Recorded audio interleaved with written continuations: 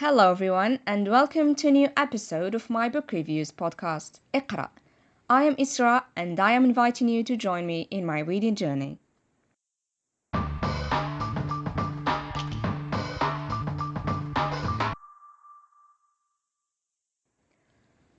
All the world's a stage and all the men and women merely players. They have their exits and their entrances, and one man in his time plays many parts. This was the opening line of one of the famous speeches from William Shakespeare's comedy, As You Like It, also known as The Seven Ages of Man, in which he compares life to a play where people are just actors performing on a stage in the presence of an audience. This idea has been the core concept of the dramaturgical model of social life, the theory for which the Canadian sociologist and psychologist Erving Goffman was best known and which he extensively illustrated in the book we're about to discuss in this episode, titled The Presentation of Self in Everyday Life and written in 1956. The author analyzes human behavior from a sociological perspective, using the imagery of theater to describe social interactions. He argues that there is no such thing as a true or authentic self, that we are only performers playing different characters in different social settings. In other words, we all wear masks that represent a favorable version that we believe is likely to be accepted and liked by our observers. And the mask we wear each time depends on who we are interacting with. In the first chapter, the focus has been on how impressions are managed and on why we act differently as the environment in which our actions take place varies. These apparently simple questions, however, do not have simple answers because of the complexity of human behavior.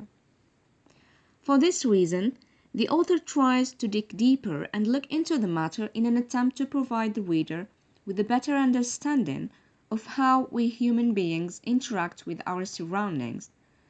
And the first thing Goffman talks about is the importance of first impressions in guiding relationships. Unlike the backstage version, where we are alone, totally relaxed because we don't have to act or pretend when nobody is there, the front stage version is visible to others and is highlighted throughout the book on account of its importance.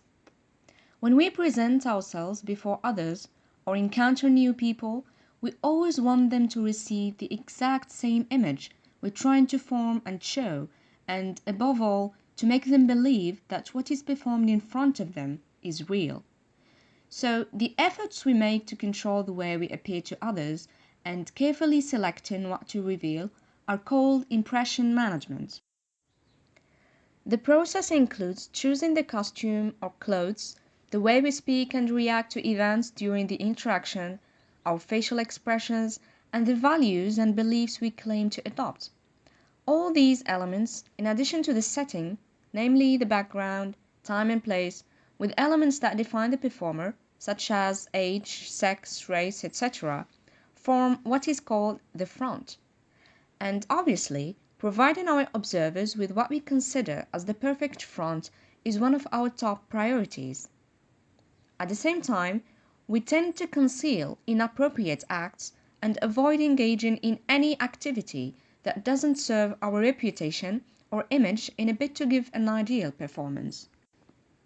Therefore, we seek to hide our errors and mistakes before anyone notices, because any lack of compatibility or contradiction between what we want to perform and what we actually perform can distort the impression we wish to foster, given that the audience may build a fixed image of us, which can be very biased and misleading.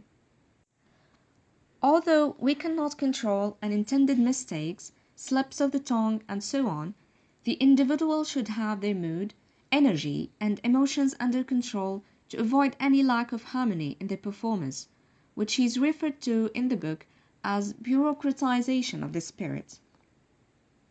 However, the author divides people into two categories: cynical, which includes individuals who have no concern in what their audience receives or in how it interprets their self-expression, And then the second category includes individuals who believe in the realness of what they perform and are called sincere. Going back to first impressions, one of the challenges we face as social creatures is that sometimes we fail to provide people around us with the impression we intend to give. In view of the fact that people tend to misunderstand small undesigned events and misinterpret them in a way that prevents them to receive what we're trying to convey. And that's because people have a tendency to give meaning to every gesture and action which in fact are meaningless and trivial.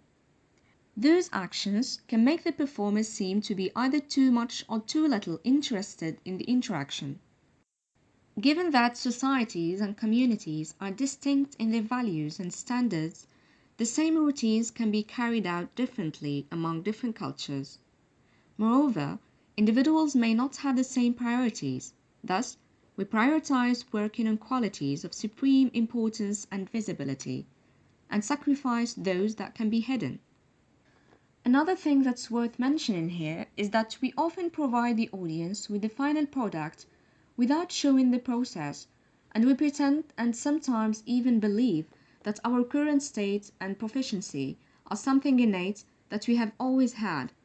And the majority overlooks this and consequently thinks that what they see is the only reality of the person. So we should keep in mind that our personalities are not fixed. Neither are our ways of thinking or skills. We are developing creatures that adapt to changing circumstances and environments, and that the characters we play over time become our reality. So we should be aware and very careful with the choices we make and with the masks we pick to put on. Alright guys, as we come to the end of this episode, I'd like to hardly recommend this interesting and entertaining book that will help you understand day-to-day interactions at a deeper level and be more conscious of yourself and of your surroundings.